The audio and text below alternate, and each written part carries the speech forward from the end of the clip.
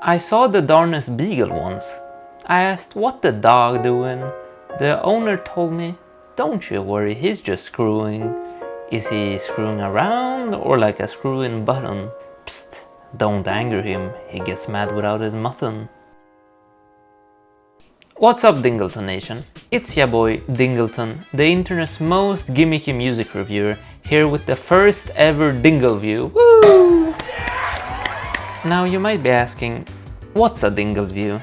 Before I can answer that, I must tell you what's wrong with the current review game. I hate how objective music reviewers try to be when talking about an art form as subjective as music. When you try to objectify music, metrics like influence, cultural relevance and sales get boosted to the forefront, which leads to frankly pretty bad records getting glazed. This is exacerbated by the numerical review score.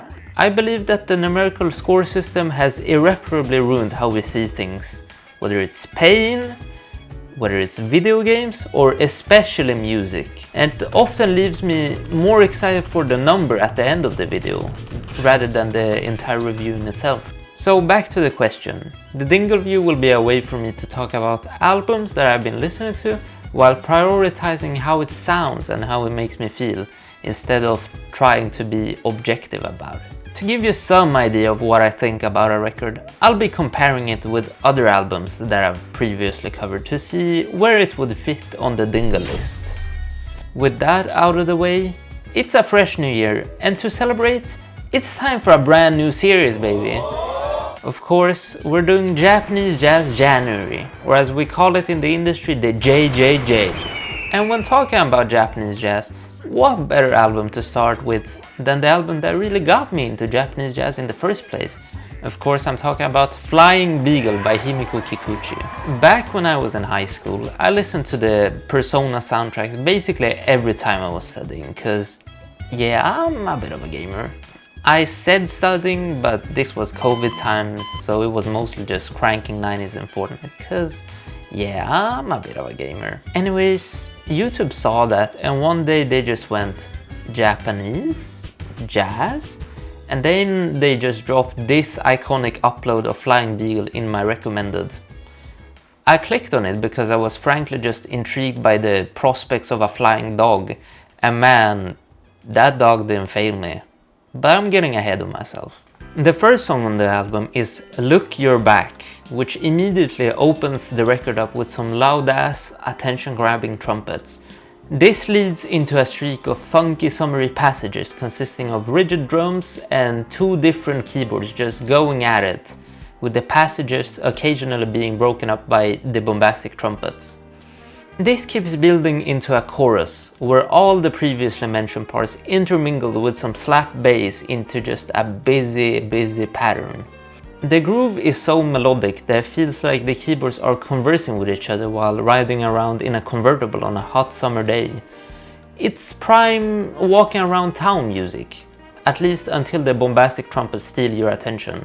The second song, A Seagull in Clouds, moves away from the loudness of the opener and instead brings with it a more introspective feeling track. A lot of the parts from the previous songs are still there with the groovy keyboard and the slap bass, but this time the trumpet is on backup duty, gently playing the melody during the verses, while a classy piano takes over the refrain.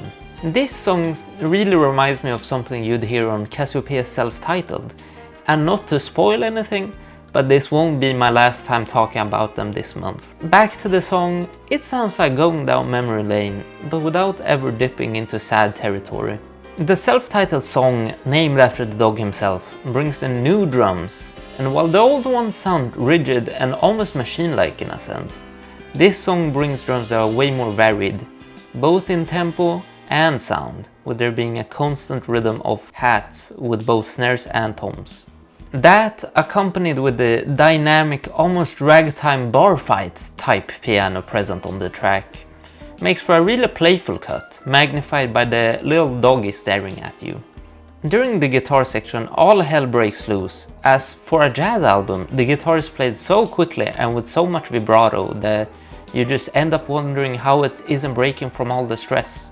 So far, the tried and tested structure of intense song, calm song, intense song, calm song remains unbroken, as the next cut, Fluffy, doesn't leave much except a gentle bass, hi-hats and a playful piano, but this time there's something new involved: vocals. They're only there for a tiny part of the chorus, but they still leave such a lasting impression on the album. It isn't dramatic singing, and nothing is really said from what I can find.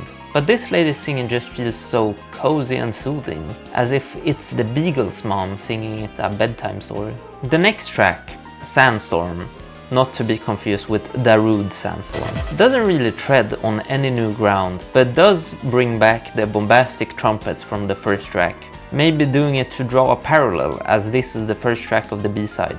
This song has the biggest example of accelerando on this entire LP, with it starting out at about the same speed as a chill track like A Seagull and Clouds, and ending up at the same breakneck speeds as the most intense cut, like Flying Beagle, which I personally think is pretty neat. The next song, Baby Talk, opens with the slap bass being more prominent than ever, accompanied by these Michael Jackson-esque chords. In a sense, this is the most structured song so far, as the piano and trumpets keep taking turns and the song never descends into an overwhelming cacophony. In a sense, this is good, but in a genre as fluid as jazz, this results in a quality, albeit less memorable cut. On a side note, this is a thing with the entire albums, but all songs just slowly fade out over the last 30 seconds. Now, there's nothing inherently wrong with it, but I feel that it gets samey when every single song ends like that. The fading can drag on for a bit too long, and at the end of each song there's a solid 5 seconds of complete silence. This is probably just Flying Beagle being a product of its time. And the last complaint, I suspect, isn't Kikuchi's fault, and instead the record company just didn't bother trimming the songs when they put it out digitally. But I think it's still something worth noting. On a more positive note, the next song, The Second Summer, is my favorite song of the entire album. This song starts in a dark, echoey room, with the sound of chimes luring the listener closer. Once the listener's attention has been caught, mystical guitars and a memorable piano chorus transports the listener to a real dreamlike environment. Even the most pessimistic viewer who was about to comment, "What is bro yapping about?" will upon listening agree that the memorable melody, comforting verses and the dreamlike chime noises interwoven into the fabric of the song make for an incredibly feel-good track. Since the first listen, The Second Summer has been one of my favorite jazz songs ever, and if you're only going to listen to a single song of this album, this better be the one. The last track on this album, Ducky Ducky, immediately snaps you out of whatever calming dream The Second Summer put you in, and instead makes you confront the silly reality that the Beagle lives in. This song features an excited tempo, multiple whiny guitar solos and looming trumpets that don't let you forget what you're listening to. While not being groundbreaking within this album, this is another fun and playful cut that just keeps you on your toes. Also, a part of this song reminds me of the Super Mario Underground theme, cause don't you forget, I'm a bit of a gamer.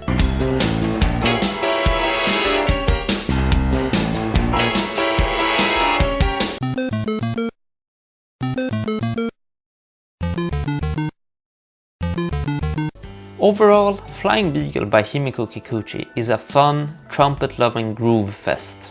This is a record that anyone can get into, a record that will keep you on your toes and a record you can both dance to and let your mind wander off to.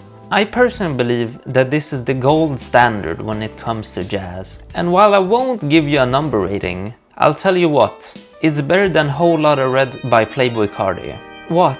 You didn't expect the comparison? Well, I don't care, I'm just a vamp, baby, yeah! Free Young Melvin!